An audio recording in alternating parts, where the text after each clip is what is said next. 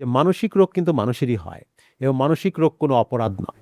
অনেকেই আছে যে বিশেষজ্ঞের কাছে যেতে চায় না।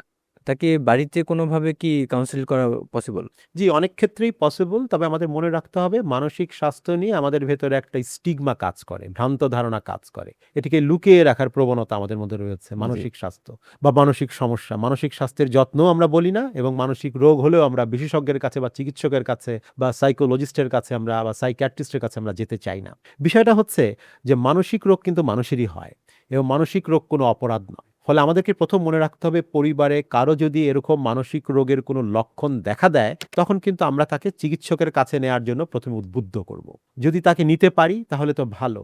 আর যদি নিতে না পারি তখন তার প্রতি আমরা যেন কোনো সমবেদনা না জানাই। তাকে যদি করুণা বা সমবেদনা দেখাই তার হুম, কিন্তু হুম, হুম। মনটা আরো খারাপ হয়ে যাবে। তার বদলে তার প্রতি আমাদের সমব্যথী হতে হবে, এমপ্যাথি বলি। অর্থাৎ তার পাশে থাকতে হবে, তার মতো করে ভাবতে হবে এবং তাকে উৎসাহিত করতে হবে। তার তুমি মানসিক রোগ হয়েছে, তুমি পাগল হয়ে গেছো, তোমার দ্বারা কিছু করা হুম, হুম। সম্ভব না, তুমি শেষ, তুমি কিভাবে পড়ালেখা করবে, তুমি এক কাজ করো চাকরি ছেড়ে দাও। এই ধরনের নেতিবাচক কথা যেন আমরা কখনোই তাকে না বলি। তাকে ইতিবাচকভাবে উৎসাহিত করতে হবে, তার পাশে থাকতে হবে এবং সবসময় চেষ্টা করতে হবে তিনি যেন একজন বিশেষজ্ঞের পরামর্শটি গ্রহণ করেন। এইটুক কাউন্সেলিং আমরা বাড়িতে গ্রহণ করতে পারি। আরেকটি বিষয় এখানে আমি বলে রাখি, আমাদের মধ্যে একটা বিভ্রান্তি তৈরি হয় যে মানসিক সমস্যা হলে আমরা কার কাছে যাব, হুম, কোথায় হুম, যাব, হুম। কোন বিশেষজ্ঞের কাছে যাব।